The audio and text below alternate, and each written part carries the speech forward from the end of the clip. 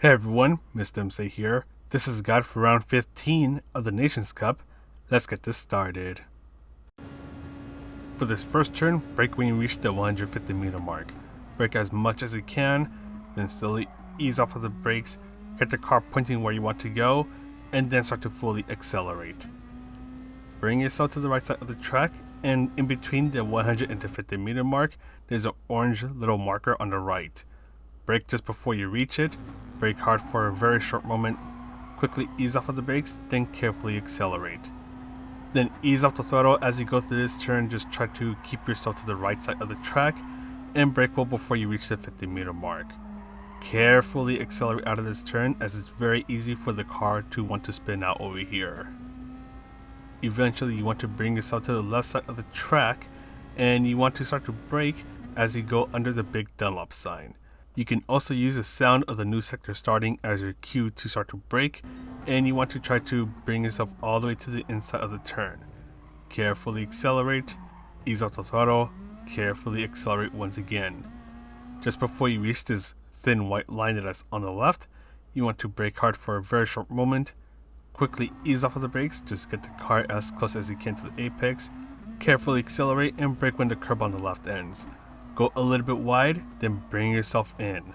Carefully accelerate, bring yourself to the left, and brake pretty early for this final turn. Try to get a late apex for this turn, get the car pointing towards the track, carefully accelerate, and you should be good to go. We'll finish this lap, and then we'll quickly talk about the strategies.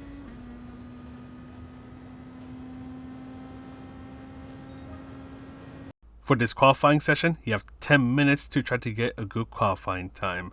Something that is interesting to note is that slipstream is going to be important here, especially since you have a long main straight.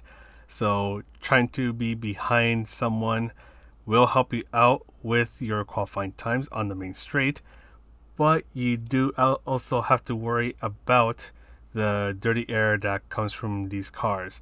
So you're going to be feeling the dirty air a lot more in high downforce cars like Group 2, Group 1 cars. So it's something that you'll have to be a little more careful about. You'll especially feel it as you go through some of the higher speed turns. You try to turn in as usual and the car doesn't want to turn, and you find out that it's because you're under someone's dirty air. So it's something that you have to be very careful of, especially during the middle of the race, which I'll talk a little bit more about later on. So with this dirty air and how it affects your car, one thing that you can do is to do your flying lap.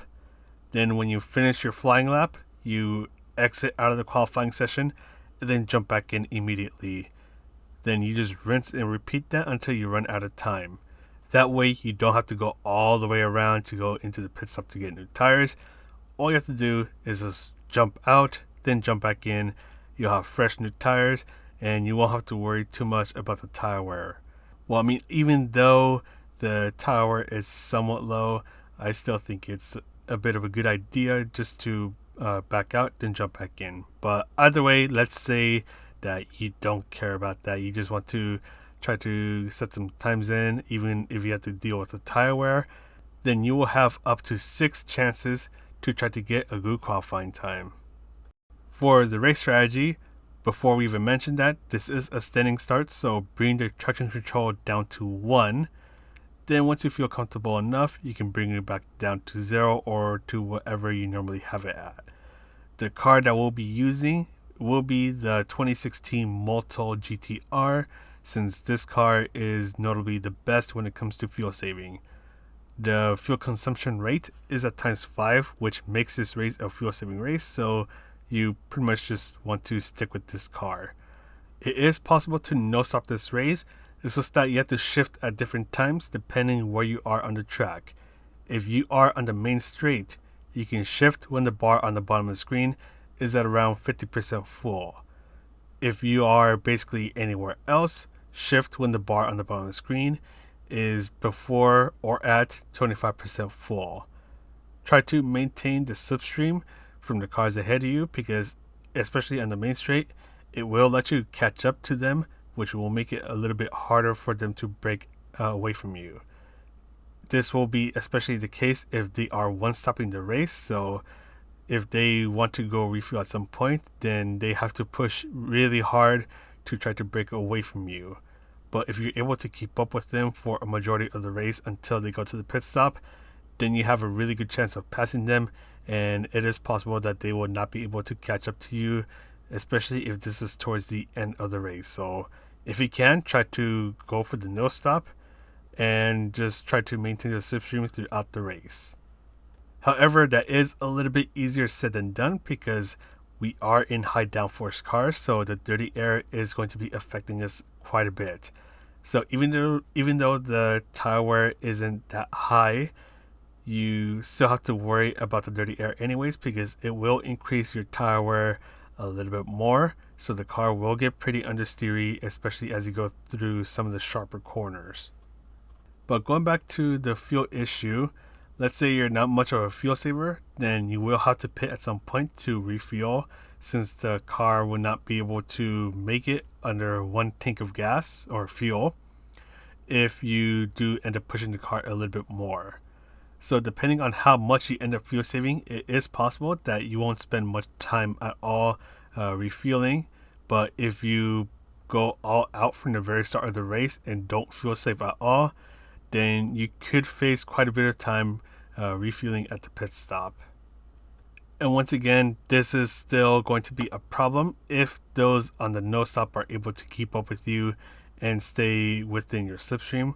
So that's going to present a bit of a problem once again if those no stoppers are able to keep up with you. And I should note that if you are one stopping or not, do not change your tires, since the tire wear isn't going to be bad enough to where you really have to worry about changing tires. Just keep those same set of tires, and if you're going for the one stop, just refuel, and if you're going for the no stop, then get ready to do a lot of short shifting.